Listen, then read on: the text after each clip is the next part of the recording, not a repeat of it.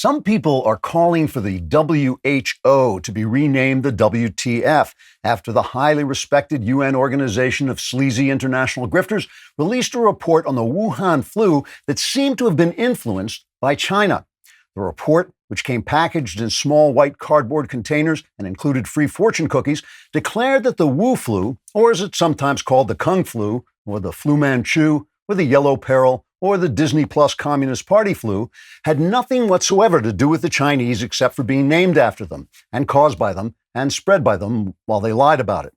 Instead, the WHO, which stands for Whoa, Hey, Oh My Lord, Are We Ever Dishonest, concluded that the disease got its start after being born on a flower in the form of a glittering sprite, then leaping onto the back of a pig, which accidentally transmitted it to a bat, which then flew in the window of a Chinese lab and escaped from a test tube labeled biological warfare after a totally innocent Communist Party official accidentally sat down on a red button marked Release Death onto the Americans and Destroy the West Forever. The official was sharply reprimanded before being promoted to the position of chief dealer of disease upon the West through chemical means, or as it's called in the original Chinese, mushu pork. So you might want to rethink that takeout order. The director of the WHO, Dr. Tedros, which in Ethiopian means man who takes bribes then lies, said he did not want the report to be too critical about the Chinese because he feared that would cause more black people to beat up Asians for opening stores in their neighborhoods. When told that explanation made no sense, Dr. Tedros agreed and said that for enough money he would come up with another one. American officials criticized the dishonest WHO report for being even more dishonest than the American officials who were criticizing the report, which many had thought would be impossible or at least set a new record for dishonesty.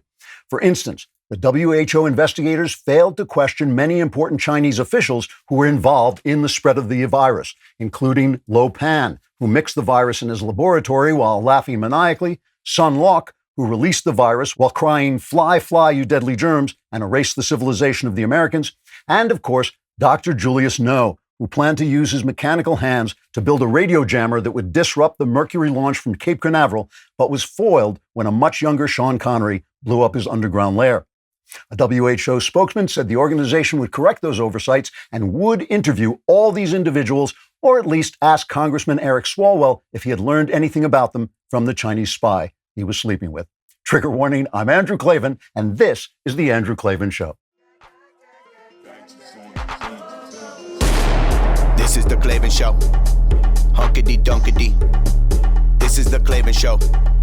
Tickety boo. This is The Klavan Show. Birds they be singing, yo. Also be winging, yo. No ease in Klavan, though. This is The Klavan Show. Tickety boo. Hunkity dunkity. Tickety boo. Hunkity dunkity. Tickety boo. It was Lil Nas X singing our opening from hell. We'll be talking about him later on in the show. Welcome back to the Andrew Klavan Show, where we are laughing our way through the fall of Western civilization. I'm getting a lot of absolutely wonderful, wonderful comments celebrating the new show, the new format. If you can, please subscribe to the show, subscribe to the Daily Wire, or subscribe on YouTube or wherever you're listening to the podcast, and leave 5-star reviews.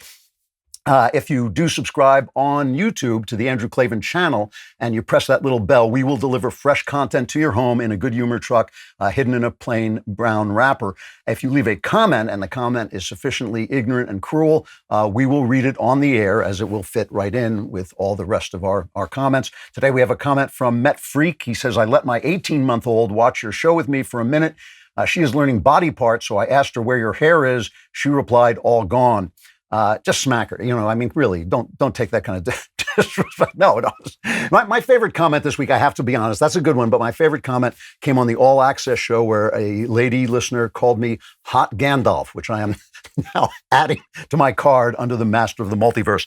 Other things I want to tell you about, Shock to the System, starring Michael Caine with a script by me, is now playing on HBO this month. And of course, the Mailbag will be here this week, but also next week. And if you want to be in next week, you have to subscribe at dailywire.com, hit the podcast button, hit the Andrew Klavan podcast, hit that little Mailbag sign, and you can ask me anything you want about anything you want.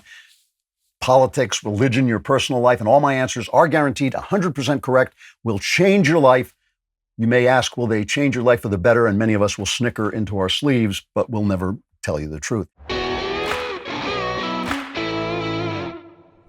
So if you've been listening to the show for a while, you have heard me talk about how comfortable my Helix mattress is, how I love lying awake on it because, of course, I never sleep. But Helix has now left the bedroom and started making sofas. They've launched a new company. It's called Allform, and they are already making the best sofas we have ever seen. For starters, it's the easiest way you can customize a sofa using premium materials and at a fraction of the cost of traditional stores. You can pick your fabric, the sofa color, the color of the legs, sofa size, and shape to make sure it's perfect for you and your home. They've got armchairs, love seats, all the way up to an 8-seat sectional, so there's something for everyone. And if getting a sofa without trying it in store sounds a little risky, you don't have to worry. You get 100 days to decide if you want to keep it. That's more than 3 months. And if you don't love it, they will pick it up for free and give you a full refund. They even offer a forever warranty, literally forever.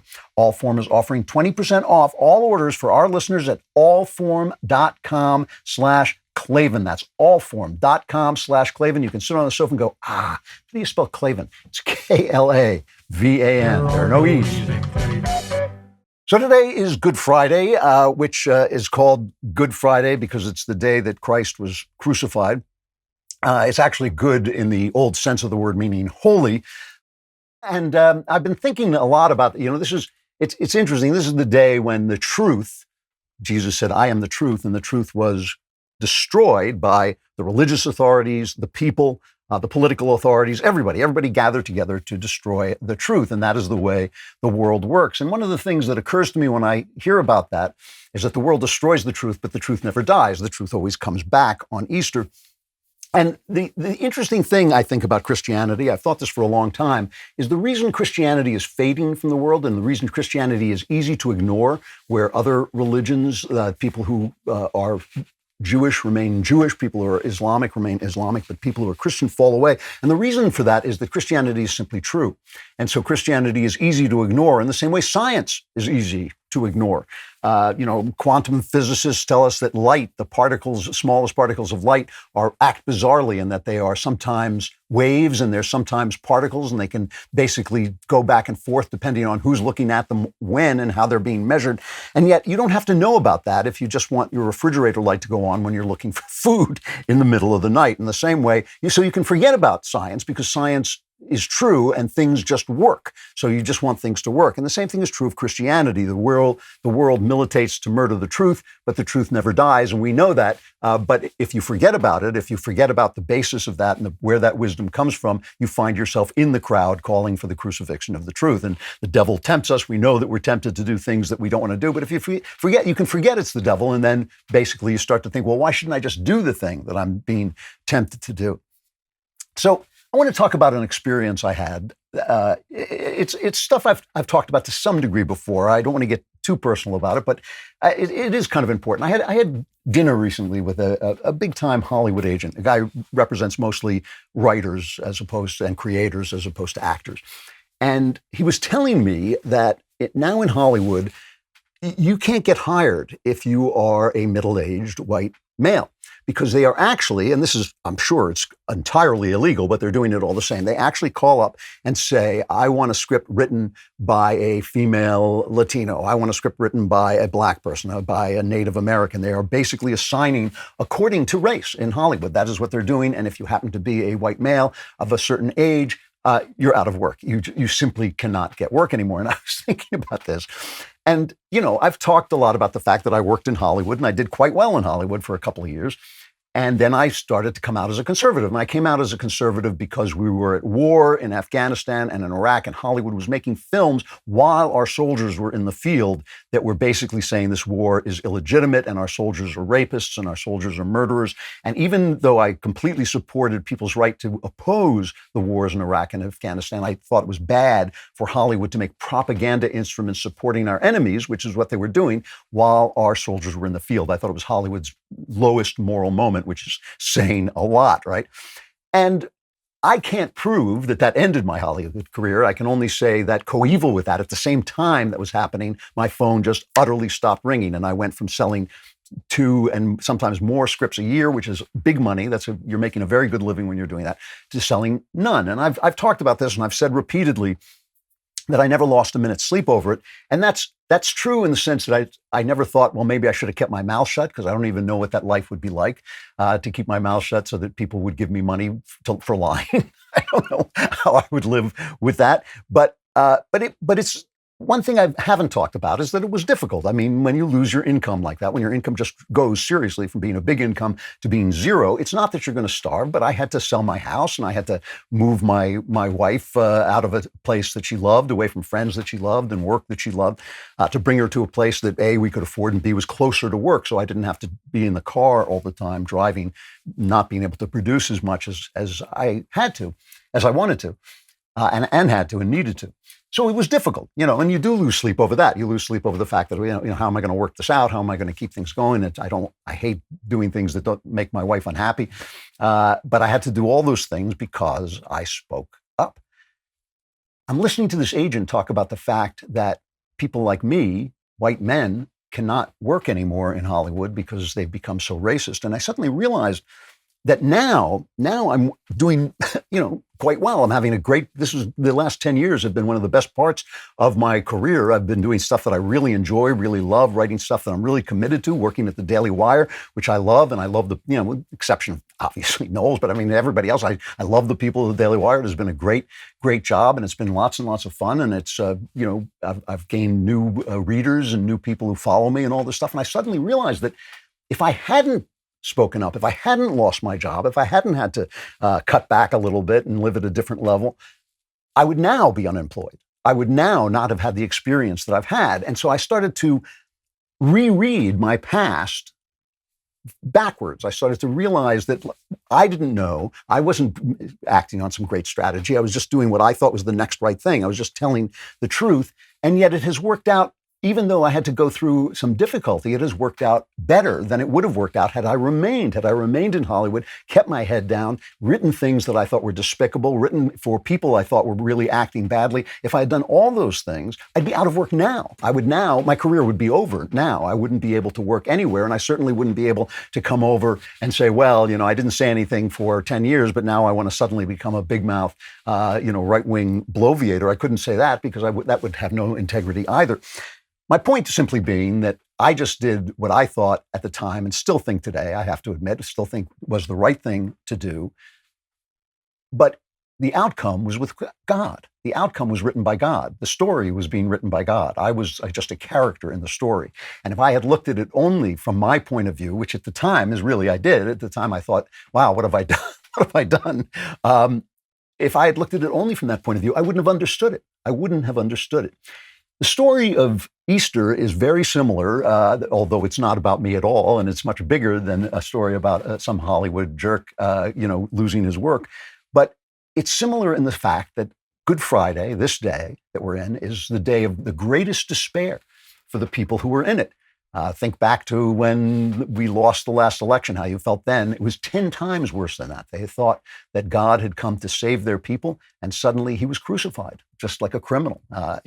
They were absolutely in despair. And two of them were walking the next day. Two of Jesus' disciples were walking the next day. And if you're a Christian and you read the Bible, you know this story. They were walking to a town that was nearby called either Emmaus or Emmaus.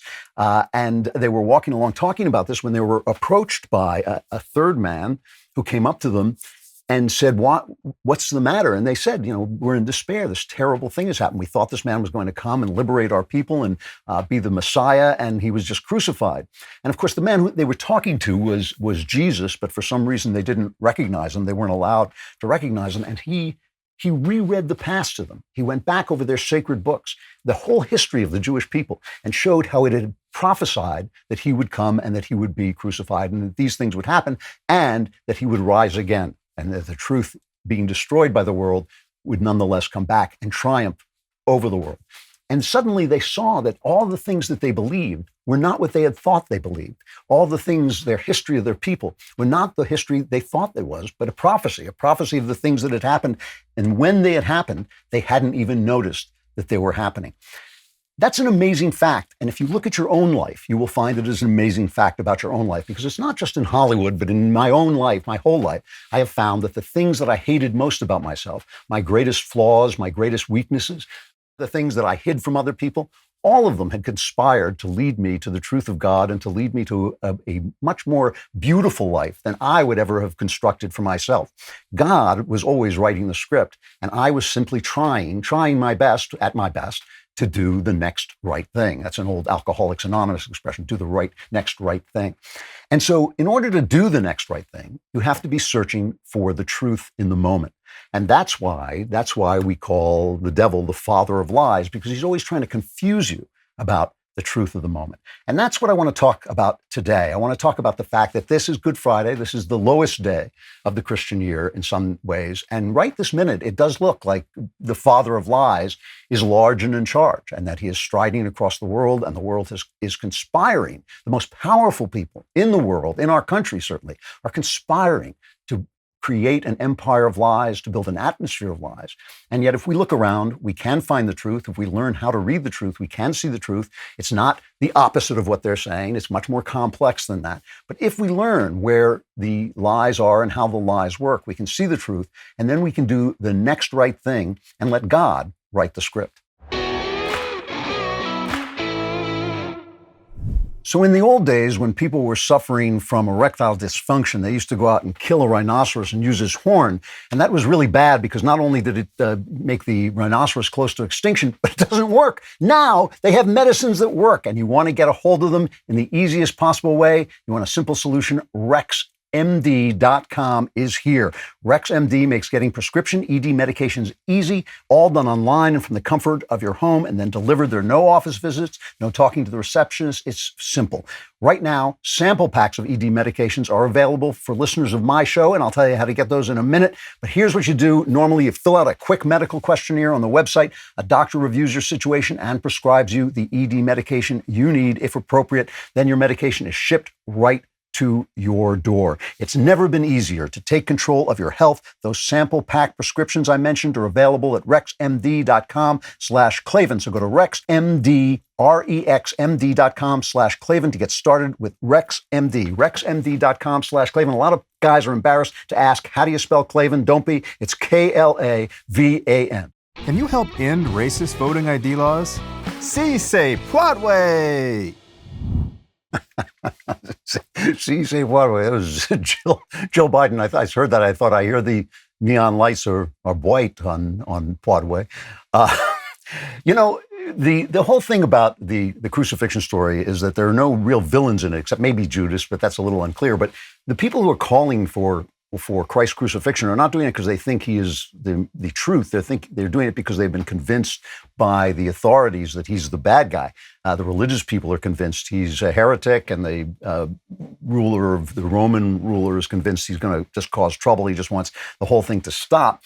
So it's really the cloud of lies that causes the whole thing to happen. It's living in a world that promotes dishonesty and that transforms values, makes the good seem the bad and makes the bad seem the good.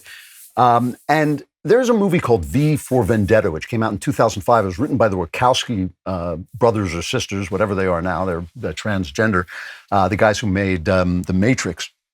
And people loved this movie when it came out, and I went and saw it, and I was appalled by it because I thought, oh, this is how lies work.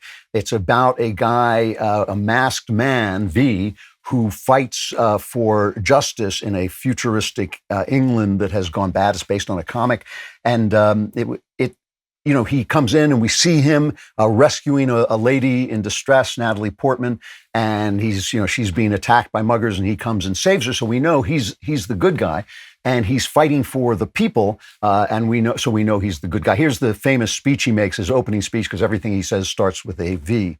Voila! In view, a humble vaudevillian veteran, cast vicariously as both victim and villain by the vicissitudes of fate. This visage, no mere veneer of vanity, is a vestige of the vox populi, now vacant, vanished. However, this valorous visitation of a bygone vexation stands vivified, and has vowed to vanquish these venal and virulent vermin, vanguarding vice and vouchsafing the violently vicious and voracious violation of volition. So he says, this visage, no mere veneer of vanity, is a vestige of the vox populi, now vacant, vanished, which is saying that this mask is not just here for fun. It is the voice of the people, which has been destroyed. But so you think, wow, this is a story about freedom. And it ends with them blowing up Parliament and everybody wearing a mask and all the people becoming V. But the fact is, all the values in the story have been transformed. This is 2005, just about when I was getting in trouble with Hollywood for saying what I was saying about the wars on terror. The villains in the piece are all people who oppose Islam, and anybody who opposes Islam is shown to be a kind of mindless bigot. A gay person talks about the Quran. Stephen Fry plays a gay person who talks about the Quran as, I don't have to agree with it, but it's just so beautiful, this book that recommends that gay people be thrown off buildings. Whereas the Christians are the tyrants, and Parliament is the tyrant, and V is essentially a terrorist anarchist. So basically it's saying, as we were in the midst of a war against terror, it was saying to us, no, the terrorists are right. Democracy, because Parliament is the mother of all parliaments. Parliament is where our present forms of free government come from, the British Parliament. Parliament was the problem. That Christianity, the basis of our ideas of freedom, was the problem. And the Quran is a beautiful thing, and terrorism, blowing things up, is the right way to go. So by transposing values, it makes you feel that you're supporting freedom when in fact you're supporting terrorism, anarchy, and the opposition to democracy and the opposition to Christianity in favor of a much more oppressive and small-minded and politicized religion. And, you know, that's how this works. It's not that people just lie. It's that they lie about what you're seeing in front of you. What you're seeing in front of you may be the truth, but they tell you that it's a lie. Here's the President of the United States lying for 1 minute and 15 seconds straight about laws in Georgia that have been put in place to keep, or they're trying to be put in place, to try and clean up what happened during the pandemic when voting became so loose that it really became suspect. And a lot of people suspected that it became so suspect that the outcome of the election, Biden winning over Trump, was a setup, okay? So now they're passing laws in Georgia and in Iowa to try and fix this. And here's the President of the United States lying without cease for 1 minute and 15 seconds. This is cut 1, I think. What I'm worried about is how un-American this whole initiative is. It's sick. It's sick. Deciding in some states that you cannot bring water to people standing in line, waiting to vote.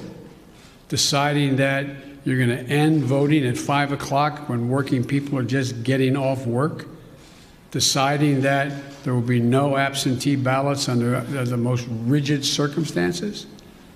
It's all designed, and I'm going to spend my time doing 3 things. 1, trying to figure out how to pass the legislation passed by the House, number 1. Number 2, educating the American public. The Republican voters I know find this despicable. Republican voters. The folks outside this White House. I'm not talking about the elected officials. I'm talking about voters. And so I'm convinced that we'll be able to stop this because it is the most pernicious thing. This makes Jim Crow look like Jim Eagle. You're a lying, dog-faced pony soldier. Well, lying hardly, this is POTUS, this is the President of the United States. Every word he says is a lie. He says that they want to make it so you can't bring water to voters standing on line. What they do is a lot of politically, you're not supposed to campaign next to a voting site. And a lot of people get around that by bringing food and water to people online so they can get close to, in order to campaign for their candidate. And what some of these laws say now is, no, you can supply water for the voters, but you can't have campaigners coming in and using the water as an excuse. There's no state that's going to close its polls at 5 p.m. Iowa's new law moves up the closing time to 8 p.m. The Georgia's election reform left the state 7 a.m. to 7 p.m. polling hours unchanged, so that's a lie. He says there's no absentee voting. The only absentee voting change in Iowa was to say that the ballots have to arrive by 8 p.m. on election day, and Georgia the only significant change to absentee voting in Georgia was replacing the requirement that counties verify the signatures of mail-in voters. He said Republicans find it despicable. A new Gallup research shows that 4 in 5 Americans support early voting, but they also support voter ID laws. So everything the president said there was a lie. And, again, I'm not comparing this to the crucifixion. What I'm saying is in just the same way that science explains how the physical world works so that you don't have to think about science to live in the physical world, the Gospels explain how the moral world works, how all these powerful people get together to convince you that you're seeing something that you're not seeing. And meanwhile, they have this federal initiative, H.R. 1, which is called something like the For the People Act or something like this, and basically is a federal takeover of the state's right to run its own election. It's a federal takeoff. It compels states to send out absentee or mail-in ballots universally. It bans state voter ID requirements. It basically is a way of making sure that the kind of widespread fraud that took place in the last presidential election will remain in place because the Democrats feel they can use that fraud to win elections. Now, of course, as we were saying about the crucifixion story, it's not just the politicians who are telling you that the truth is a lie. It's also the mob. It's also the religious authorities. In our case, we have a media that works to do the same thing. Here is cut 7. Here's the media basically getting on board this Biden lie train. Rolling back voter rights, the Republican push in more than 40 states to limit voting access. These are the kind of people who would pass a law to keep Jesus from getting a cup of water while he's dying on the cross. Should we make it harder to vote based on lies, or should we make it easier to vote so that more people can participate? This big lie from last fall, promoted by pro-Trump propaganda networks, is now the cover, is now the excuse for these attempts at voter suppression. We're watching the big lie turn into voter suppression before our very eyes. How do you at the DNC plan to contend with the voter suppression efforts that we're now seeing across the country? States across the country race to enact laws to suppress voting. Is this all voter suppression in action? Extraordinary surge of voter suppression laws. There's a huge wave of new voter suppression efforts. Republican voter suppression efforts. Massive voter suppression. Sweeping new voter suppression law in Georgia. Georgia's Jim Crow voter suppression law. The broadest attempt to make it more difficult for Americans to vote since the Jim Crow era, before the Voting Rights Act. What is obviously a racist policy of trying to suppress the votes of non-white voters. Amazing. And by the way, Black voters who have not been suppressed by voter IDs, why should they be? They can get an ID just like anybody else. They also support laws for voter ID. So this is ridiculous, right? It is a ridiculous attempt. And of course, it's being echoed by social media, which has banned. I mean, this is an amazing thing. An amazing thing is that social media has banned the former not Twitter, not Facebook, but all social media has banned the former president of the United States from speaking at all, a guy that 75 million people voted for. And right-wingers are saying, well, they're private enterprises, so they're allowed to do that. No, when Instagram and Google and YouTube and Twitter and Facebook and Amazon, some of whom are owned by the same people and all of whom are colluding, silence the former president of the United States for whom 75 million people voted, that is gutting our free speech rights. And the amazing thing about this is the people who whined like little children that Donald Trump, by criticizing them, was violating their rights, who whine every time they're attacked for lying, which is what they do. They themselves are now the supporters of banning speech. Here is Lester Holt of NBC winning an Edward R. Murrow Award, saying something that Edward R. Murrow would have fallen down dead before he ever said. This is cut 19. I think it's become clearer that fairness is overrated. Well, before you run off and tweet that headline, let me explain a bit. The idea that we should always give two sides equal weight and merit does not reflect the world we find ourselves in. That the sun sets in the west is a fact. Any contrary view does not deserve our time or attention. Providing an open platform for misinformation, for anyone to come say whatever they want, especially when issues of public health and safety are at stake, can be quite dangerous. We don't want to have that both sides thing going on. And, what's dangerous, of course, about this is that who decides where the truth lies, especially when you've got things like climate panic. Now, I'm not going to tell you that there's no climate change. I'm not going to tell you that man's actions don't affect the climate. I am going to tell you that the panicky, disaster scenarios that people like AOC promote are largely untrue, are largely not science, but that all of it is a computer model of what will happen in the future. And there is no science for telling the future of non-patterned events. In other words, you can tell when an eclipse is going to happen because that's part of a pattern, but you can't tell when random systems that are too big for any person to actually understand, like the climate, you can't tell where those are going. So the climate models, the computer models, could be totally wrong, and anybody who wants to say they're totally wrong should be able to speak. The same thing with vaccines. If you lie about the fact that some vaccines have bad results just because you think that that's going to get the public to take vaccines, you're really doing the wrong thing, because what you're doing is you're making public health officials unreliable. So now these people go and they start to intimidate what they now call woke capital, which is corporations who find that it is easier for them to get on board this train than to stand up to the Democrats and the left and the media and all these powerful enterprises. It used to be the corporations thought, well, the best thing we can do is just keep our heads down. But now they think, no, we've got to get on this woke train. So Delta Airlines, I think American Airlines, Coca-Cola are all saying, oh, yeah, we've got to oppose this. Now, these are some of these companies, Tim Cook of Apple says this. Tim Cook had slaves in China building his iPhones so he could sell cheaper phones to unemployed Americans. But he's saying, oh, we've got to boycott Georgia. China's fine, but not Georgia. Here's James Quincy, the CEO of Coke, getting on board the woke train. It's cut 4. Let me be crystal clear and unequivocal. This legislation is unacceptable. It is a step backwards, and it does not promote principles we have stood for in Georgia around broad access to voting, around voter convenience, about ensuring election integrity. And this is frankly just a step backwards. We've spent many decades promoting within Georgia a better society and a better environment for business, and this is a step backwards. And we're very clear on that, and our position remains the same.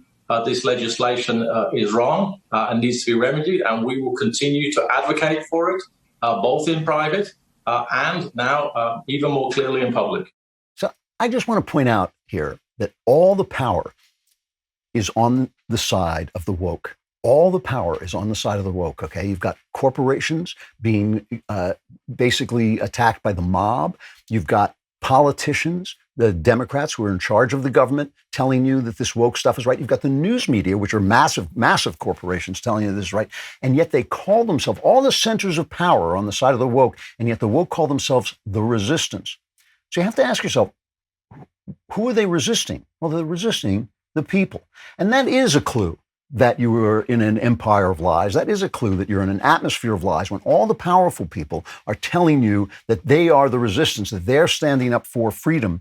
You can almost bet your bottom dollar that that is an atmosphere of lies. When everybody is shouting, crucify him, that's a good time to stop and think, whoa, just a minute here, just a minute. If all the powerful people want this guy dead, if all the powerful people want this truth extinguished, what is going on? And the thing about this, I come down pretty hard on Donald Trump for the way he acted after the election. And I stand by that because as I said at the time, I think he screwed the pooch. And the way I think he screwed the pooch is allowing lawyers who are out of control to make grandiose claims about the kind of conspiracy theory fraud that was going on while making people overlook the obvious things that were happening, right? The obvious things that were happening, the rule changes in states. This is what Jenna Ellis was talking about, by the way. Our friend Jenna Ellis was constantly harping on this while she was being drowned out by people talking about Dominion voting machines and things that couldn't be proved and couldn't be pointed at all. But the rules were changed in many states in defiance of the Constitution.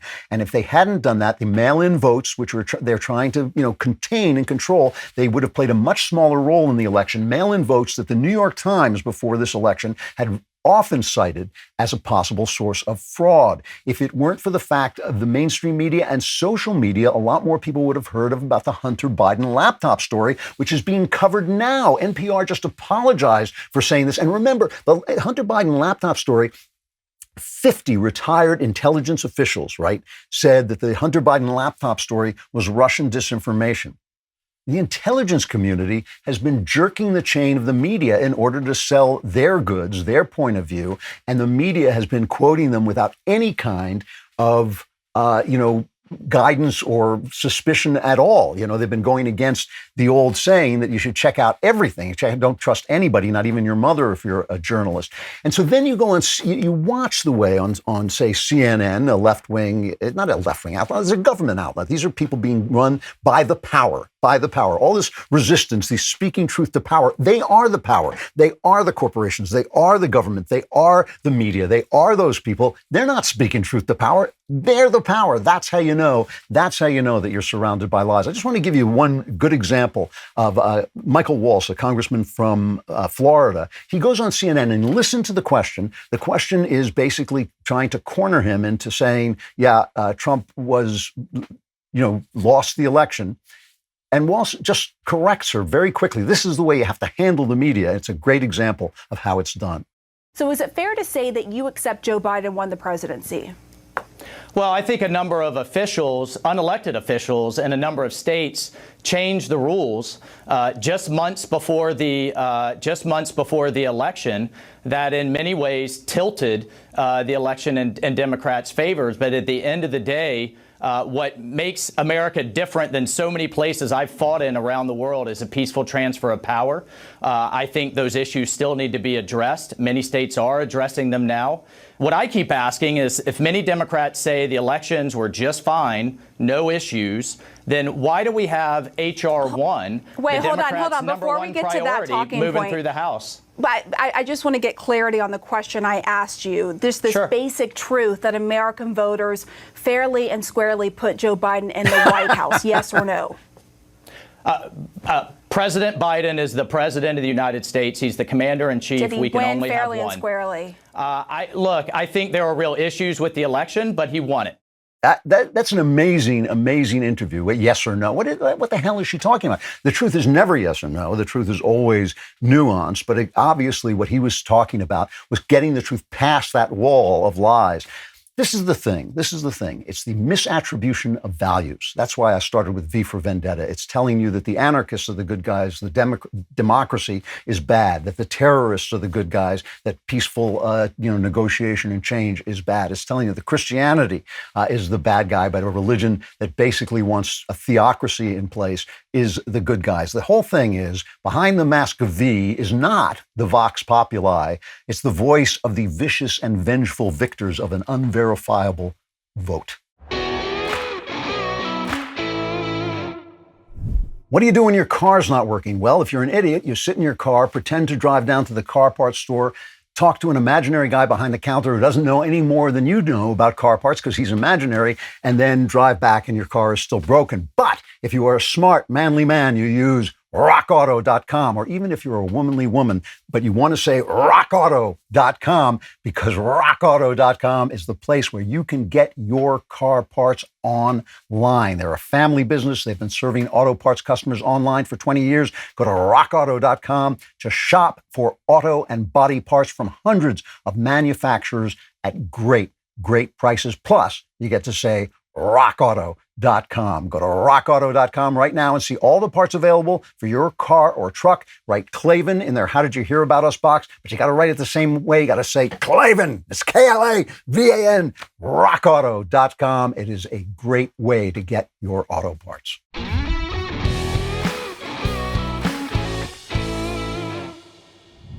The other thing you have to watch out for is basically the narrative fallacy, the way people they basically project motivation onto people and tell you that this explains everything. It explains why people are behaving the way they are.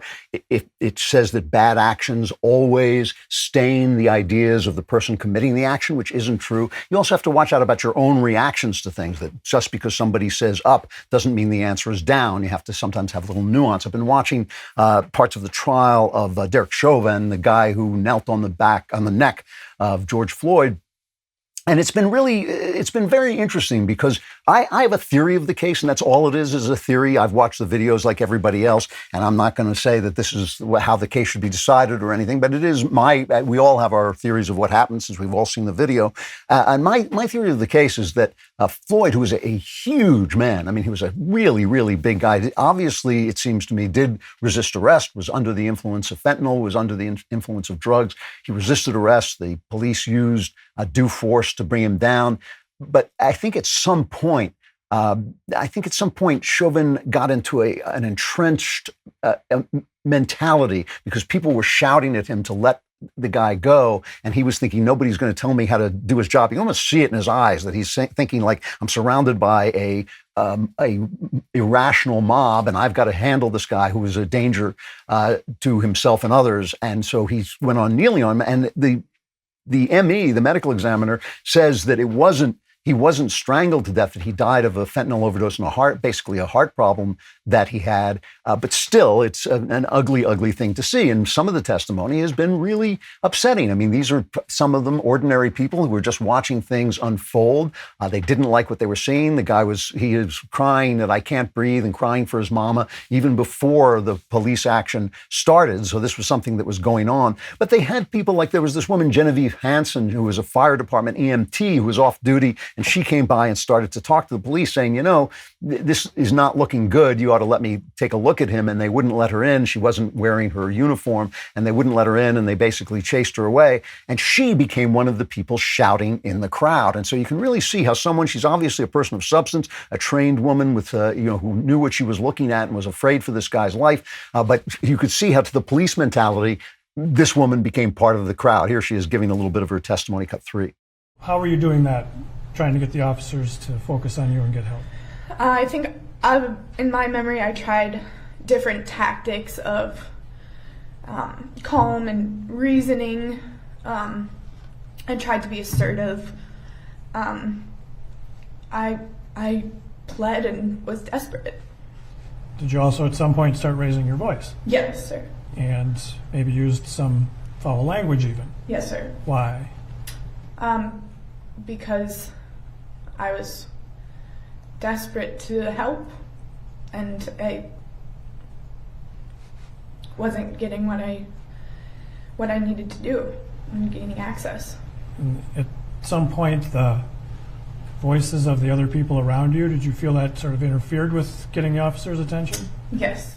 You can see, I mean, here's a woman, you hope would come and help you if you were in trouble. As I say, a trained EMT. And you can see how from the police, she says she's shouting curses at the people. You can see how from the police point of view, they just don't want to be interfered with. They've got a situation on their hands and they got to deal with it. It looks to me like at some point this guy should have stopped kneeling on Floyd's neck, and that looks bad. But the one thing I haven't heard any proof of, any evidence about, is that he was a racist, that he was acting in any way in a racist way. This guy, again, he was over 200 pounds. You look at his arms, he was a muscle man, Floyd, he was like a big guy. I haven't heard one piece of evidence that this was a question of race. And of course, that is what we've been told. That is what this whole panic, this has been causing endless riots that Black Lives Matter has been using and using and using, and the Democrats have been using and using and using to gin up race hatred among us, among our fellow Americans. But then you get things like this. Here's a clip from Al Sharpton telling us what this trial means, even though there's no evidence of racism whatsoever. Chauvin is in the courtroom, but America's on trial. America's on trial to see if we have gotten to the place where we can hold police accountable if they break the law. The law is for everybody. Policemen are not above the law. Policemen are subject to the law. And that's what's going on in this courtroom. And that's why we're here. But it's not. It's not what's going on in the courtroom at all. It's the attribution of a motive. It's an attribution of a narrative to something that doesn't seem to have been that at all. Now, maybe evidence will come out that says it was more racial than it seems, But it's incredible that this narrative, but remember, this narrative is everywhere. The government supports it, the media supports it, the corporations support it, all the power supports it. So you can bet it is in service to power. Chelsea Handler, one of our wonderful celebrities, she tweets out, it's so pathetic that there's a trial to prove that Derek Chauvin killed George Floyd when there's video of him doing so. We don't need no trial. I don't need no stinking trial. This is the way they're talking. And the use of murder, the use of grief to do this is particularly reprehensible. I've talked about this before. I know there was a shooting in, where was it? In Colorado, I believe. And there was a shooting there, and they started in about white supremacy, white supremacy, white supremacy. Turned out the guy was of Syrian descent, was an anti-Trump left-winger, and suddenly the case just vanished, just disappeared. It just disappeared. If it's not going to serve their point of view, if it's not going to serve the point of view of the power, right? The media, the corporations, the government, if it's not going to serve their point of view, it simply ceases to exist. So you're in this cloud of lies. But the thing about motivation is it's important to connect motivation with ideas. You know, recently people were very upset by a story about Ravi Zacharias, a Christian teacher who recently died. And he was a guy who inspired a lot of people. And it turns out that he was misusing funds to pay for massage therapists, the usual sexual stuff, and, really unpleasant stuff. And people are really hurt by this. But the thing about Zacharias is when Zacharias did this, he actually was violating the things that he was talking about. He was violating the things he preached. He was being, we should say, a hypocrite, or at least a failure to fulfill those ideas. So the ideas aren't tainted by him. He is tainted by not living up to those ideas. That's very different than talking about Michel Foucault. Now, I was talking about Michel Foucault last week, I think it was, and talking about his commitment to the Marquis de Sade. We got a good letter today in the mailbag about the Marquis de Sade. I'll get to that. But we were talking about that, about his commitment to the Marquis de Sade. And he has now been accused of having raped little Arab children. There's a fellow French intellectual who says they were 8, 9, 10 years old. He was throwing money at them, and he would say, let's meet at 10 p.m. at the usual place, and he would make love to them on gravestones. A guy named Guy Sormand, and he says he regrets not reporting it. And I tweeted about this, and I said it's kind of strange that Foucault, who believed in the Marquis de Sade, would end up abusing people. And somebody said, well, that's unfair. This is unsubstantiated. We don't know if this is true. And fair enough. But Foucault openly declared that sex between adults and children should be decriminalized. He openly declared, some feminists have real trouble with Foucault because he openly declared that rapists should not be punished by the law because it established rape as their identity, when in the old days, in the medieval days, for instance, nobody was ever accused of rape because it was considered just a thing that you did. It wasn't considered a big deal. Now it's considered all traumatizing. What's that about, right? So Foucault, if indeed he did those things, and if indeed he didn't do those things, still exemplified. Those were his ideas. His ideas were that it was okay, that the abuse of people for sexual pleasure was okay, that being abused for sexual pleasure was okay, that abusing children, that using children for your own sexual pleasure was okay. So the thing is, it is not necessarily just your actions or just your ideas, but the context in which you act in keeping with your ideas. So a Christian who abuses people is acting against his Christianity, whereas a Foucaultian, this Sadian who abuses people, is acting right in keeping with his ideas and shows you where those ideas lead. This is the reprehensible use of murder to basically denigrate all the things that the power doesn't like, namely freedom, namely constitutionalism, namely states' rights and local rights, all those things that the power wants to get its hands on and squeeze. If you commit a murder that can be used to attack those things, they will use it. If you attack a murder in favor of those things, you'll just be vanished. A lot of people spending a lot of time at home. It is a great time to up your security game at Ring.com. Ring.com has a lot of great ways to protect your house, to be able to keep track of who's coming to your house, deliveries, what's going on. Even if, like me, you lie awake all night worrying about things, you can use Ring cameras to check out the perimeter of your house and see what's happening. Plus, no matter where you are, whether you're at home or on the road, you can speak to and see anyone who comes to your door just using your Ring phone app. You'll never miss a visitor, whether it's your neighbor, your dinner, your groceries, and you can keep those packages and deliveries safe. You can even get a spotlight cam on the side of your house, a floodlight cam that will turn on a floodlight if anyone steps on your property. Right now, you can get a special offer on the Ring Welcome Kit at ring.com/Klavan. It comes with Ring's Video Doorbell 3 and Chime Pro, the perfect way to upgrade your front door and start your Ring experience. Go to ring.com/Klavan. That's ring.com/Klavan. Anyone comes to your door wherever you are, you can just say, how do you spell Klavan? And if they know, man, call the police. If it's that guy, just call the cops. There are no easy things. So last week, I was talking about a book that I read recently that I loved. And one of the things that was very touching to me about the book was that it was an intellectual history of the West to some degree, from the early 19th century to the present moment of madness. And one of the things that was kind of touching to me was that it was my intellectual history backwards. That if you read my memoir, The Great Good Thing, it was me rejecting all the writers that this book talks about. My editor said it was like reading me as Benjamin Button, basically. So I wanted to talk to the author for that reason, and also just because he explains, I think, where we are so well. His name is Carl Trueman. He is a professor of biblical and religious studies at Grove City College. And the book is called The Rise and Triumph of the Modern Self: Cultural Amnesia, Expressive Individualism, and the Road to Sexual Revolution. It is out now. I highly recommend it. Professor Trueman, thank you for coming on. Carl, it's good to see you. It's great to be here, Andrew. Thanks for inviting me to speak with you. Well, you know, I was so moved by your book. I really was. You managed to take very, very complex ideas and explain them in a way I thought that any intelligent reader could understand. And I'd like to take you through the argument, if I can, before asking you more questions about the argument itself. The book is a study. You begin by saying it's a study about how we got to the point where the statement, "I'm a woman in a man's body," seems to make sense. And you begin with Rousseau, and I think Rousseau is frequently a target on the right, but I think quite legitimately. Can you explain what it is that Rousseau taught us that is still so much in operation today?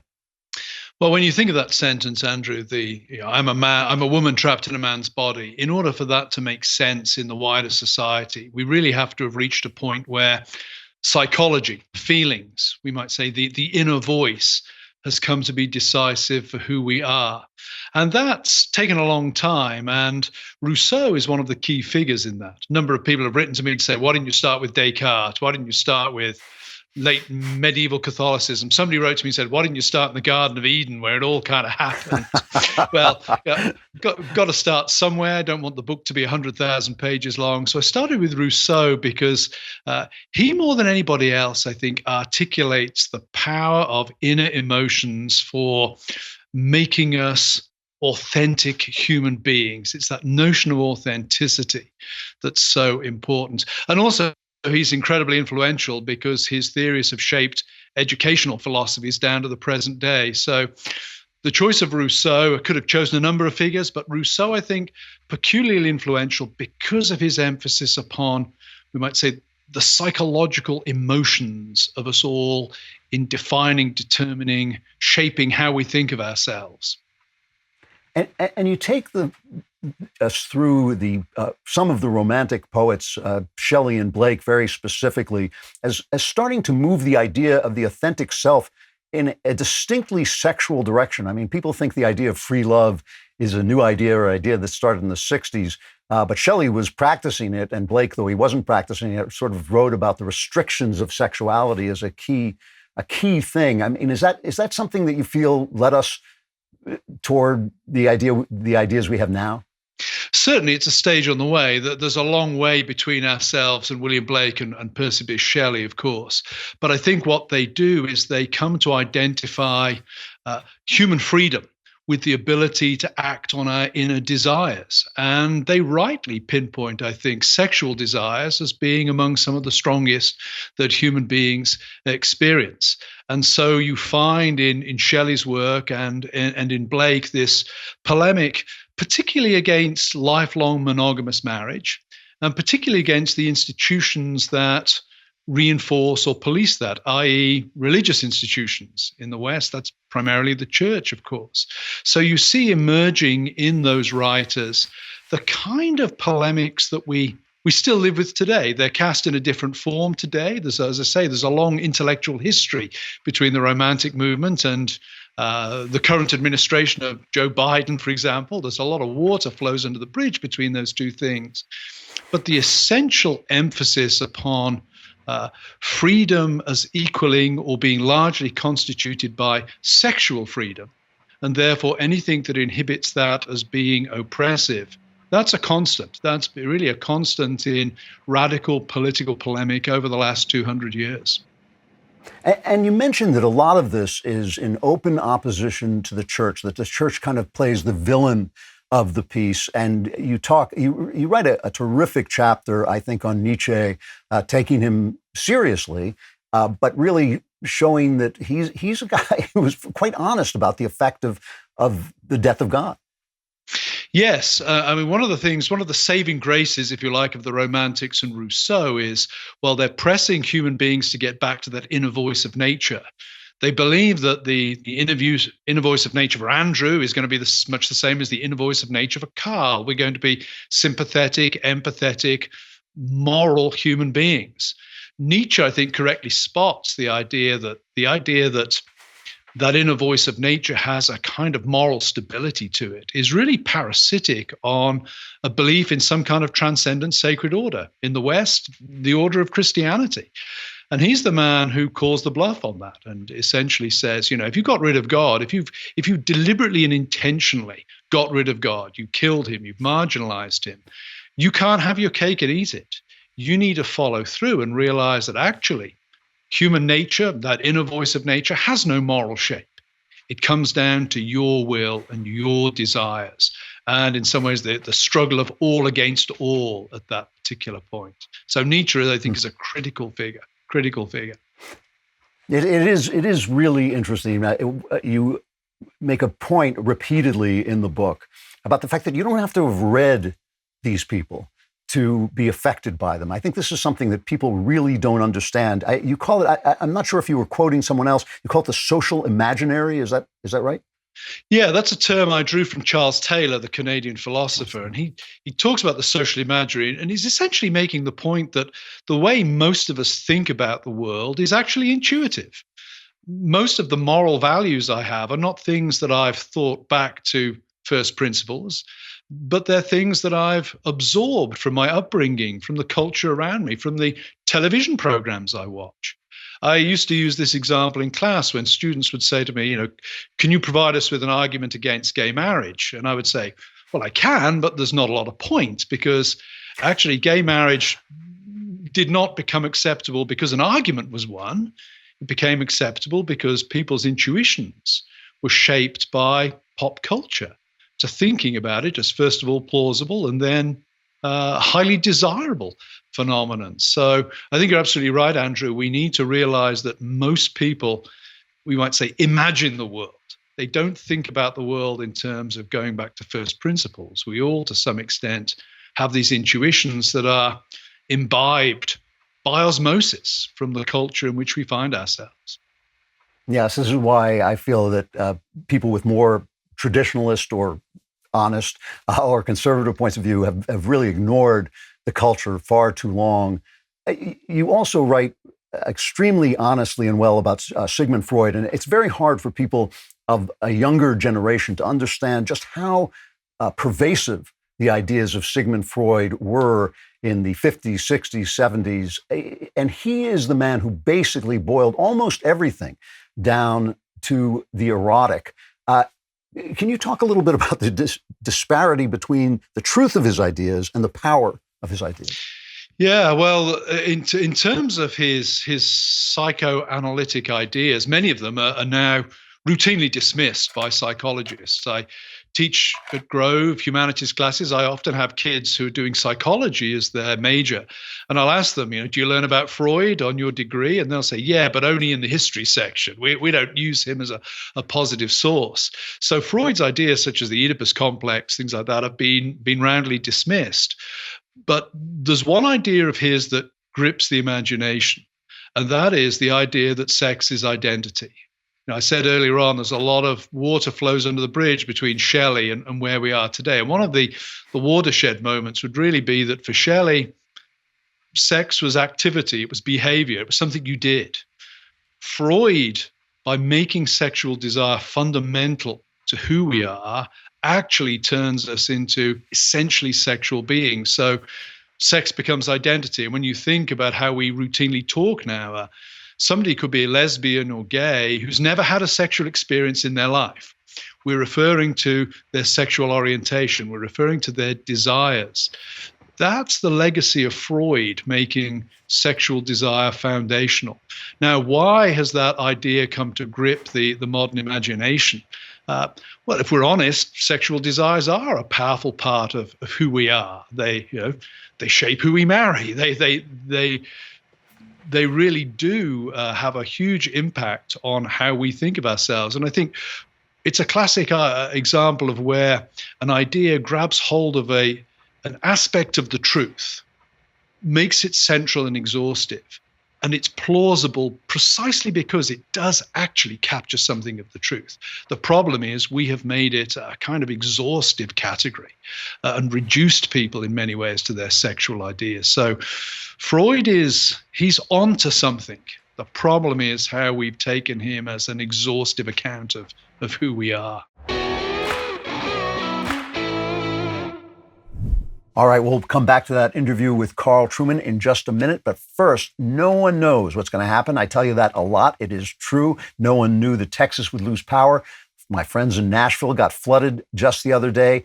ReadyWise is the leader in emergency food supplies, and you want to get on board. They make emergency meals. They make freeze-dried fruits and vegetables for convenient on-the-go nutrition. They have new adventure meals for hiking, camping, and other outdoor activities. ReadyWise makes being prepared simple and affordable. Plus, you can order online and have nutritious meals shipped directly to your doorstep. When preparing ReadyWise meals, all you need is 4 cups of water. The water doesn't even need to be hot. You simply pour the food into the water, stir, and cover. ReadyWise uses the finest ingredients and latest food preparation technology to ensure optimal taste and freshness. And this week, my listeners can get 10% off at ReadyWise.com when entering Klavan at checkout or by calling 855-474-4084. ReadyWise has a 30-day, no questions asked return policy, so there's no risk in taking the initiative to get you and your family prepared today. That's ReadyWise, ReadyWise.com, promo code Klavan, and get 10% off. I know you're saying, sure, I can spell ReadyWise, but how do you spell Klavan? It's Klavan. There are no E's in Klavan. I just make it look this easy. Do you think when there's such a disparity between the actual truth of what somebody's saying and the power of these ideas, because there's always the question of why these ideas and not other ideas triumphed, why the church was in recession and these ideas are progressing all the time. Do you think that there's a sort of, that there's a kind of materialism that is on the march simply because we have lost our real idea of God, or maybe it is in the train of the power of science, that materialism simply has gripped the imagination in the way religion has lost its grip on the imagination? I think there's a lot of truth in that. And when you think about, again, to go back to Nietzsche is wrestling with this idea of how do we live once God is dead? And many people think of Nietzsche as a nihilist. And I think that's a simplistic view of Nietzsche, because Nietzsche has this, what he calls the eternal return. And Nietzsche says, if God does not exist, how do we live? Well, live every moment as if it would come back for all eternity. Live for the here, live for the now. And what that really reduces to ultimately is a kind of hedonism where my pleasure, my happiness become the central thing in my life. And I do think that is where we are today. And as a Christian, I would say it also correlates with my understanding of fallen human nature. We have turned in on ourselves. We have a desire to make ourselves gods. Thinking like Nietzsche's appeals to us. Pleasure of the moment appeals to us. Not taking responsibility appeals to us. So all of these things play in. And you mentioned technology. I would say, where does technology play a part in this? It feeds our feeling that we have godlike powers. And it also enables us to do stuff that would have been impossible 100, 150, 200 years ago. So all of these things come together in a kind of technologically enabled hedonism. I could put it that way. You know, the final part of this puzzle is Karl Marx and the politicization of sexuality. How does that happen? How do we get from the point where we're looking for our individual self in our sex lives, and then suddenly it becomes the key to world liberation? Yeah, again, that's an interesting story, and I think there are two dimensions to that. One, there's the historical dimension. What happens in the early 20th century is Marxists are trying to work out how do we revolutionize the working classes? They're all chasing after these far-right Nazi fascist ideologues. How do we revolutionize them? And the answer is we need to get onto psychology. We need to find ways of shaping their psychology. And Freud becomes a useful resource at that point. Philosophically, it's almost inevitable that freedom will come to be conceptualized in sexual terms once you make human identity sexual. If you and I are at root sexual beings determined by our sexual desires, then anybody who's attempting to shape or corral or restrict those sexual desires is engaged in a political act, an act of oppression. So it was sort of inevitable that sex would rise to the surface in the 20th century after Freud as a key area for political struggle, I think. And that's where we are today. If you look at America in the 21st century, racial issues and sexual issues, those are the two big contentious areas of public debate at the moment. One of the things I love about this book, the book is called The Rise and Triumph of the Modern Self by Carl Trueman, Cultural Amnesia. The subtitle is Cultural Amnesia, Expressive Individualism and the Road to Sexual Revolution. One of the things I loved about this book is that unlike many religious writers, many conservative writers, many traditionalist writers, you don't talk about the past in glowing terms. You acknowledge the terrible things that have happened in the past. And this is something that genuinely troubles me as I look at what's happening. I'm an artist. I'm a novelist. I've spent most of my life working with lots and lots of gay people. They have been my close friends, and my terrific collaborators, people of enormous integrity. And I am in favor, of course, of not, I'm old enough to remember that they could be arrested simply for being gay, basically, simply for living their lives as gay people. And yet at the same time, I'm deeply troubled by what I call the homo-fascism of persecuting a baker to make sure that he will celebrate your sexual decisions rather than simply allowing you to have them without bothering you. Is there no way, I mean, it seems to me an improvement that Oscar Wilde doesn't have to go to prison or that Alan Turing doesn't have to be chemically castrated. That seems to be an improvement in life. Is there no way for us to treat each other with respect in spite of our sexual decisions without falling into this kind of madness that we seem to have fallen into, where people are supposed to be able to think themselves into a new sex, or their feelings are supposed to overcome their incarnate bodies? Is there no way to separate these things? Is it all one great spectrum? That's a great question. And on one level, it's easy to be very pessimistic on this point. And I think, the forces seem overwhelming and the demands seem to be, give me everything or give me nothing. There doesn't seem to be any room for compromise. Where I see hope, and ironically, I've actually been helped by this in reading the very left-wing cultural critic Edward Said many years ago on culture. And Said made the point that cultures at a sort of grand national level tend to be very black and white. But on the ground, it's much more complicated. And you've already alluded in the way you set up the question to the friendships you have with gay people.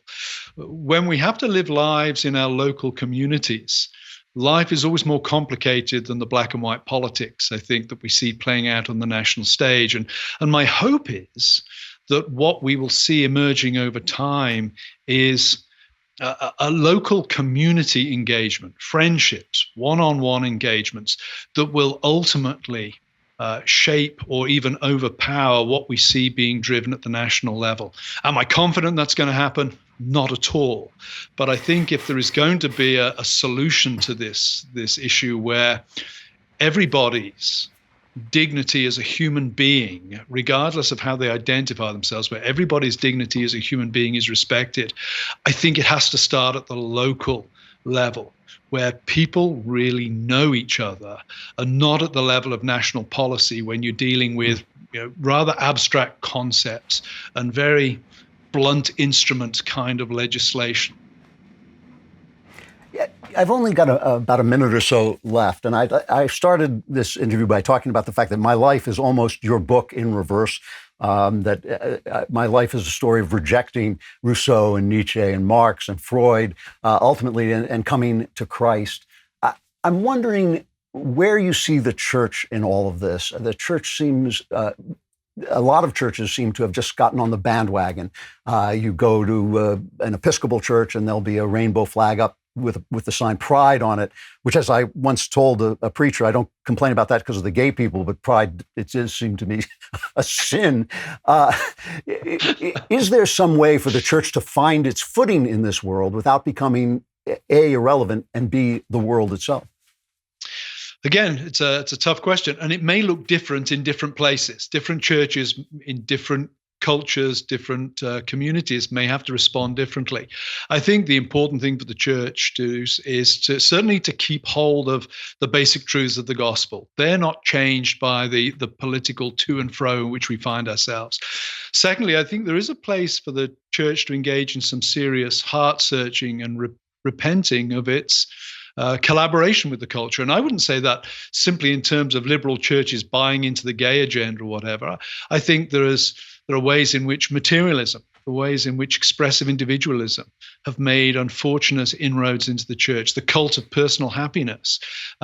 Compromise is no monopoly of the liberal left of the church. I think we all have to engage in some heartfelt soul-searching at this point.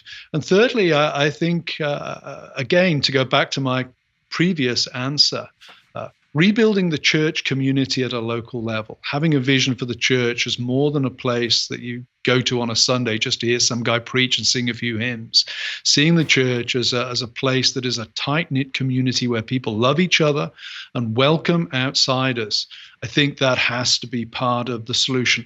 May look different in the city than it does in Western Pennsylvania, but that, I think, is the basic principle that the church has to operate with at this point. Well, thank you very much. The book is, again, The Rise and Triumph of the Modern Self. Ben Shapiro recommended it to me, said he thought it was one of the most important books of the last 20 years. The author is Carl Trueman. Carl, thank you so much for coming on. I hope you'll come back so we can talk about this more. Thanks very much. I would love to, Andrew. So we all know the best way to spend your time is waiting online at the post office. Is really pleasant, especially if people are coughing all over you, or you can go to Stamps.com. Stamps.com puts all the services of the post office where you want them, in your computer. With Stamps.com, you get the services of the post office and UPS all in one place, plus big discounts on mailing and shipping rate. Stamps.com brings all the services of the U.S. Postal Service and UPS in your computer. It's a must-have for any business or just for an ordinary guy or girl. Simply use your computer to print official U.S. postage 24/7 for any letter, any package, any class of mail, anywhere you want to send it. Once your mail is ready, just schedule a pickup or drop it off. It's that simple. Stop wasting time going to the post office and go to Stamps.com instead. There's no risk. And with my promo code Klavan, you get a special offer that includes a 4-week trial plus free postage and a digital scale. Very cool scale. No long-term commitments or contracts. Just go to Stamps.com, click on the microphone at the top of the homepage, and type in Klavan. That's Stamps.com, promo code Klavan. Stamps.com. You never go to the post office again if, and only if, you know how to spell Klavan. It is Klavan. There are no easy things. As you've probably heard, the great, the lovely, the brilliant, did I mention lovely, Candace Owens has joined the Daily Wire a few weeks ago with the premiere of her new talk show, Candace. The show streams on dailywire.com Fridays at 9 p.m. Eastern, 8 p.m. Central, but you can get the audio podcast, Candace, on Apple, Spotify, wherever you listen to your podcast. Candace hosts a series of guests on the show each week, making for lively panel discussions and insightful interviews. She is always terrific. And did I mention lovely? Featured guests have included Jocko Willink, Brandon Tatum, and John Rich, to name a few. Candace is the first Daily Wire show to appear in front of a live audience.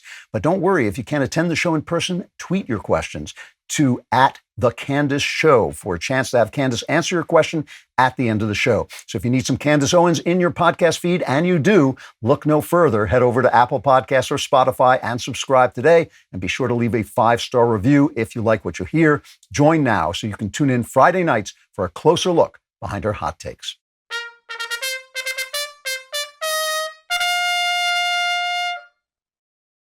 So you may have noticed most of the time I keep the interview till the end or before the mailbag, and I do a cultural segment before, but I wanted to let Carl Trueman speak first because I wanted you to be able to see what I'm going to say about Lil Nas X in the context of that, I thought, incredibly concise intellectual history that brought us to the point that we're at. Now, you know, if you haven't been paying attention, Lil Nas X is this gay rapper who brought out a video and rap song called Call Me By Your Name, and that is kind of a tribute to Satan, and also brought out these Satan sneakers. He brought out 666 pairs of Satan sneakers. As you probably know, 666 in the book of Revelations is the number of the beast. It's thought to be Satan, the satanic number. And he put out these sneakers with the human blood contained in them, and they sold out in about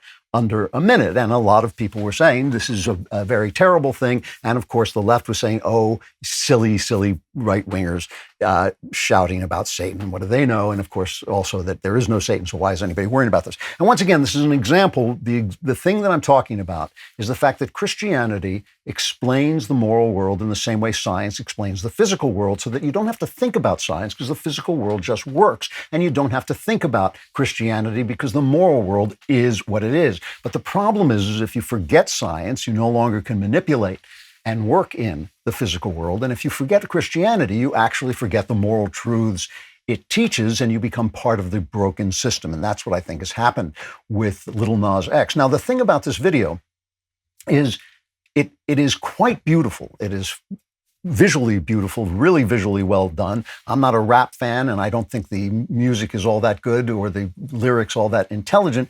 But what they are is they are honest. And last week I was talking about the Marquis de Sade and how I felt he was honest about what the world was like without God, and that he was the only writer who was honest about what the world was like without God, and that it was hellish without God. And we'll talk about this more in the mailbag. As I said, there's a question about that. It's really important. And I think the interesting thing about that is that even though the Marquis de Sade was a reprehensible writer, a disgusting, pornographic, vicious writer, and I think a vicious thinker as well, because he was honest, his writing was very helpful to me in my search for God, because it actually showed me, oh, this is what the world would be like without God and what the human soul would be like without God. And in the same way, I thought Lil Nas X deserves some credit for actually telling his honest story. For instance, and remember, let's keep in mind Carl Trueman's book about the rise and triumph of the modern self. As we look at the opening of this, which takes us into this very beautiful kind of paradisiacal world called Montero, which is, I believe, Lil Nas X's real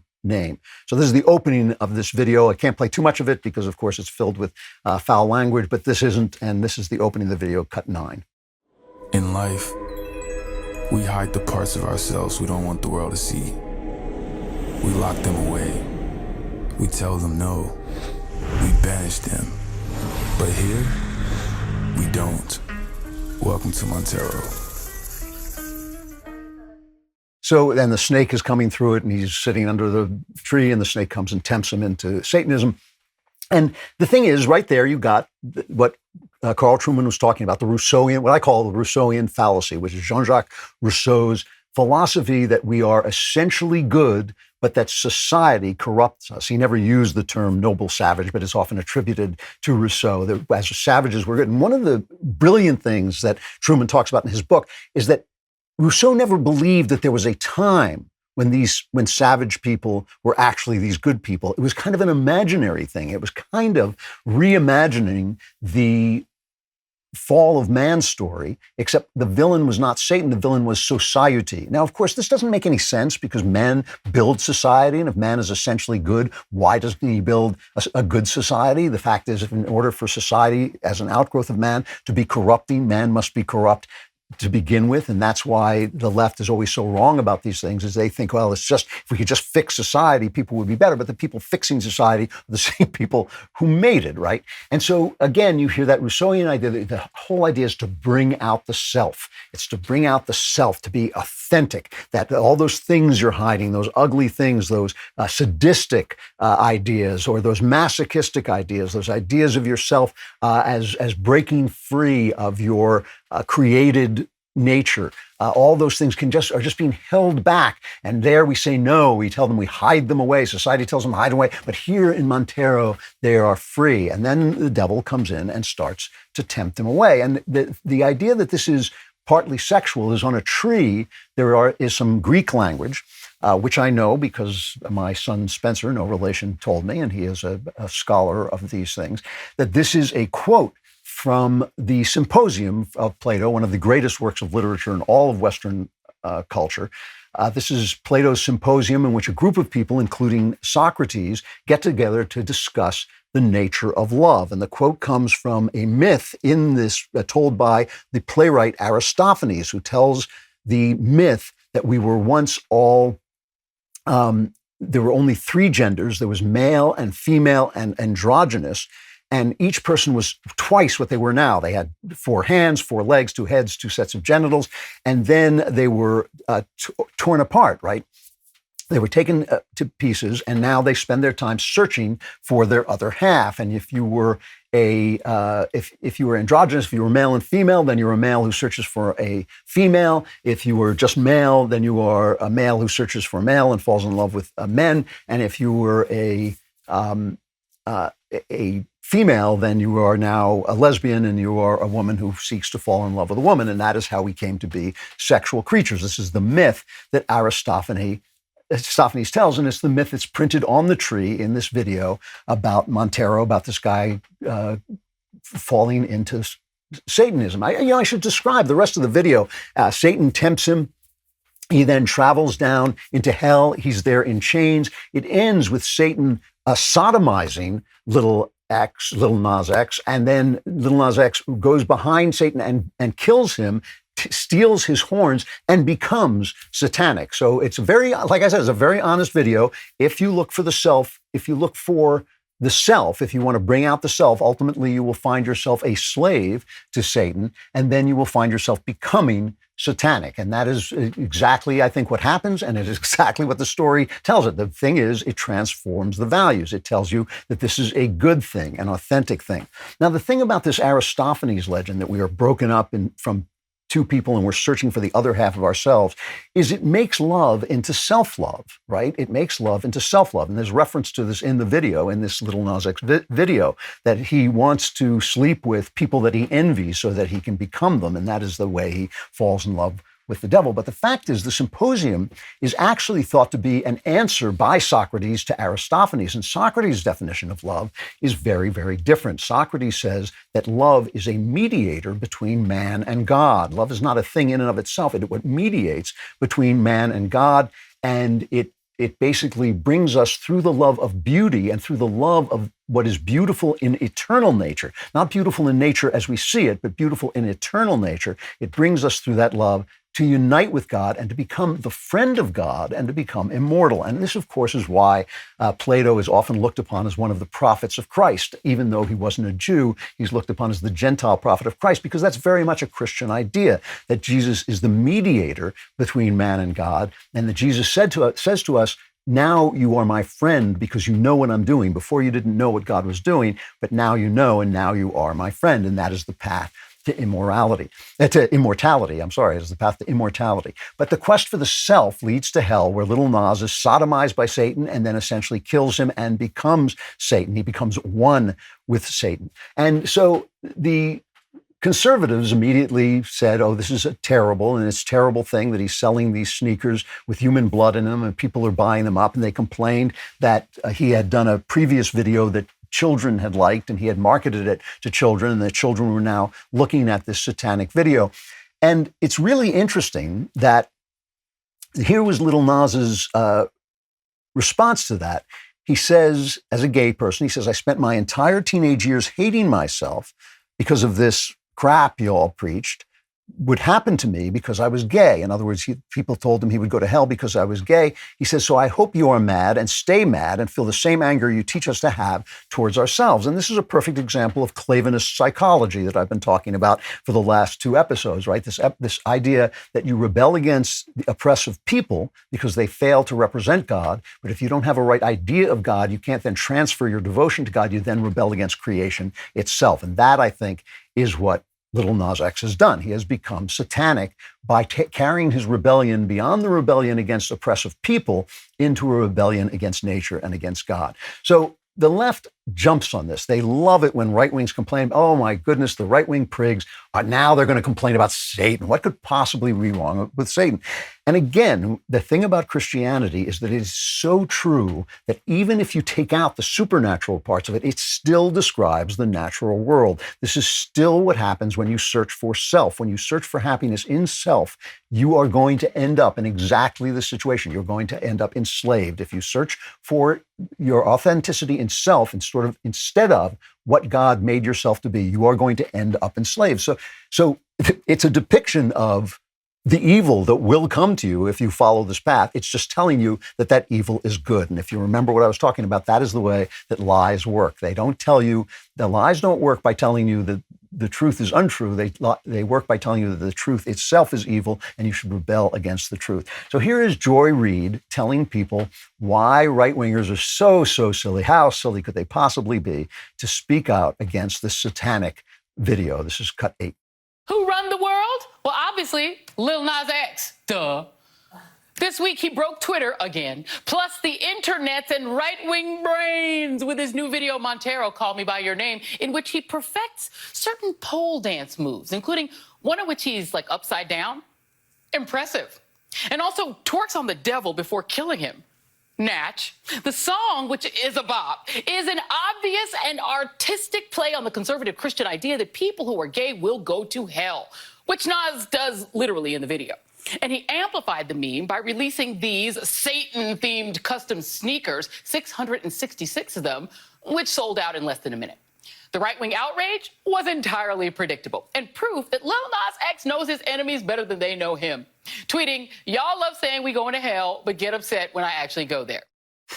So it's a perfect example of this confusion that the left is in, that if they can find something in society that is oppressive or that they want to change, then it is not just society, but creation itself that ultimately is to blame. And this is the way you go forward if you are trying to find the self and instead of trying to find the creator of the self. Instead of trying to say in the Gospels, it teaches us that we are nothing but branches on a vine. And if we put that branch on the vine, it becomes fruitful. If the branch is not attached to the vine, it's a good agricultural idea, right? If the branch is not attached to the vine, it's dead. It is dead. You know, in the LA Times, they did this too, and they just said, Mikhail Wood, possibly. He says, pop fans with long memories will recognize all this outrage from earlier controversies involving the likes of Led Zeppelin, Black Sabbath, Judas Priest, and Slayer. In 1985, the Parents Music Resource Center compiled a list of songs famously referred to as the Filthy 15 that posed a grave threat to susceptible listeners. Among them were Merciful Fate's Into the Covenant, Venom's Possessed, both included because of their occult content. And he just goes on to dismiss all this. But what's fascinating to me about this is these are people who think that if I won't admit that they can think themselves into another gender, that I have done violence against them. If I won't bake a cake to celebrate their wedding, then somehow their wedding has been dismissed. You know, so that, in other words, the opinions that people have are destructive. The ideas that people have are destructive. But here, a guy telling you that if you follow yourself, you too can be sodomized by Satan and become satanic. That's not a problem. The idea that the right would then rebel against this is not a problem. And it's an example of the fact that we on the right make the false argument sometimes that there is no power in speech and that all speech is permissible because it is all harmless. That's not true. What we are saying is that they are wrong and we are right. And the power of the self is the power of slavery. To become yourself is to become a slave. To become yourself is to become a slave. To become yourself as you were made by God and therefore attached to God as a vine, as a branch of the vine, is freedom. That's why it says in the Bible, if you lose your life, you'll find your life. If you search for your life, you're going to lose your life. So I'm going to give the last word here to a demon, namely Screwtape, who is the demon in C.S. Lewis's great work, The Screwtape Letters. And the demon explains why God wants you to give up yourself. Why would he want you to give up yourself? And Screwtape, of course, being a demon, calls God the enemy. And he says the enemy wants to bring man to a state of mind in which he could design the best cathedral in the world and know it to be the best and rejoice in the fact without being any more or less or otherwise glad at having done it than he would be if it had been done by another. In other words, he wants you to be as glad of your creativity and your successes and the beautiful things that come out of you as you are glad of the beautiful things that come out of other people. That is not an easy thing to do, but it is a possible thing to do. He goes on, Screwtape says, the enemy wants man in the end to be so free from any bias in his own favor that he can rejoice in his own talents as frankly and gratefully as in his neighbor's talents, or in a sunrise, an elephant, or a waterfall. In other words, he wants you to see yourself as part of a beautiful creation. He wants you to not be in rebellion against creation. He wants you to be in sync with creation. Screwtape goes on, he says he wants each man in the long run to be able to recognize all creatures, even himself, as glorious and excellent things. He wants to kill their animal self-love as soon as possible. But it is his long-term policy to restore to them a new kind of self-love, a charity and gratitude for all selves, including their own. When they have really learned to love their neighbors as themselves, they will be allowed to love themselves as their neighbors. For we must never forget what is the most repellent and inexplicable trait in our enemy. He's talking about God. He says, God really loves the hairless bipeds he has created and always gives back to them with his right hand what he has taken away with his left. That is the truth. And even though we are living in this moment where lies seem to be taking over the world, where the father of lies seems to be large and in charge, just remember, it is Good Friday. Good Friday is the moment of most despair, but when we look back at it from the point of Easter, we understand it entirely differently. We can rewrite the entire history, not just of ourselves, not just of our moment, but of the world, when we begin to see that the story is not about us, it is about the one who created us. All right, and with that, we enter the wonderful world of the mailbag. Woo! Say it with me. Si se puede. Yeah! Si se puede. All right. I don't know why that's so funny. It just is. The first letter is from Chris. This is an absolutely great question. He says, in episode 1024, The U.S. versus God, you talked about the Marquis de Sade. And if I understood you right, you said de Sade took atheism to its logical end, and you didn't like his conclusions, so you chose to believe something else. Well, it seems to me that's not how reality works. It's not multiple choice. Or to borrow a phrase, reality doesn't care about your feelings. To me, it seems highly improbable that God exists, and I don't like that idea either. But so what? When has life ever cared about what we want? If it makes me happier to believe I'm a woman, therefore I am, not how it works. Hoping to have my mind changed about God, but I need reality, a preponderance of evidence. Excellent question. And it's possible that I didn't explain myself well enough in how I felt about this. First, I feel that the world, to some degree, and certainly as we walk along our daily lives, the world can be explained in two completely different ways, both of which make logical sense. It can be explained as a creation with a moral order, or it can be explained as an accident without a moral order. What it can't be done is it can't be explained as a creation with a moral order that has no moral order, or vice versa, an accident with no moral order that somehow has a moral order. That's the only two things it can't be. In other words, you can explain it in different ways because we don't know its ultimate reality for certain. We weren't there at the creation. That's why it's called faith and not knowledge. But it's a faith. Either way, there's going to be an act of faith, either accepting the world as this accident, this amazing, weird thing that came into being where life can exist. And even scientists cannot explain the absolute precise balance of the universe that allows life to exist. And so they've postulated on faith that there are multiverses. There are so many universes that this one just happens to be the one in which life can exist. They have to do that in order to explain it, but it's an act of faith because there's no communication between those multiverses. Others of us say, well, no, this creation looks very, very intentional, and it looks intentional, and it looks as if there is a moral order, and the morality of my heart refers to something in another level of existence. The morality of my heart is not just a random evolutionary thing. It's not just random evolution that I think that I should love my neighbor as myself. It is, in fact, something that the heart knows in the same way the eye perceives light. Now, the eye perceives light not as light is in the eye of God. It perceives light as the eye perceives light, and the conscience perceives morality as people perceive morality, not as God perceives it. But still, there is something there that we perceive, or it's all an accident. Either of those explanations can be put forward, but somewhere along the line, there's going to be an act of faith. And so my point about the Marquis de Sade was that in being honest about what the world looks like without God, he showed a world in which men could abuse women, in which the strong could abuse the weak, and it was a good thing. It was part of nature. Nature is full of death and pain and suffering. Nature is full of the strong dominating the weak. Why then should there be a moral order that says that that is wrong? That was Marquis de Sade's philosophy. And I thought, yes, if I choose to take the act of faith that this is an accident with no moral order, that is the world that I should live in. And I thought, no, that's not the world I'm going to live in. I will therefore see if I can take the opposite act of faith, which is to embrace a creator with a moral order. Either one of those makes sense. Either one of them is an act of faith. Either one of them includes that leap of faith. One saying, oh, there's like multiverses or something, or it's a computer simulation run by a gigantic bearded guy that we don't see. Or the other saying, no, there is an immaterial, conscious creator with who has a nature that is a good nature that creates the moral order that our conscience perceives. Either one of those can be worked out logically. Both of them are built on an axiom, an unprovable truth. Looking at the one that I thought was honestly portrayed in Sade's writing, I thought, you know what? I'm going to choose the one where I don't kill people. I'm going to choose the one where my conscience is a guide to something real. And so that's the difference. Either way, you may not think there's a God, but you may think that that's not taking an act of faith. But it is. It is the world, to explain the world down to the ground. You are taking the act of faith that this is an accident, that this accident could happen.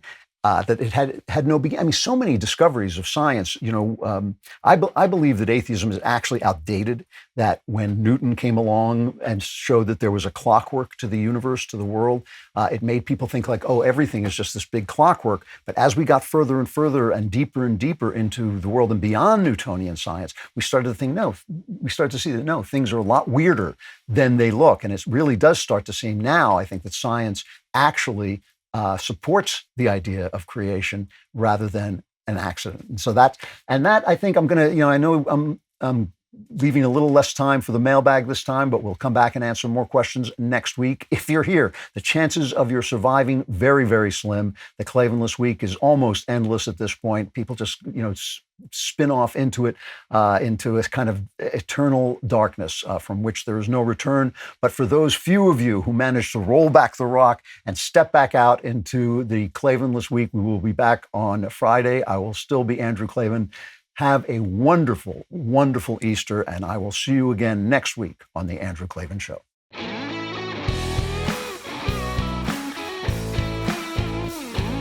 The Andrew Klavan Show is produced by Robert Sterling. Executive producer, Jeremy Boring. Our technical director is Austin Stevens. Supervising producer, Mathis Glover. Production manager, Pavel Vidowski. Edited by Danny D'Amico. Lead audio mixer, Mike Coromina. Animations are by Cynthia Angulo. Production coordinator, McKenna Waters. And our production assistant is Jacob Falash. The Andrew Klavan Show is a Daily Wire production. Copyright Daily Wire 2021. Woke corporations try to subvert our republic. Coyotes hurl kids over our southern border. And the left's narrative falls apart at the George Floyd trial. Check it out on The Michael Knowles Show.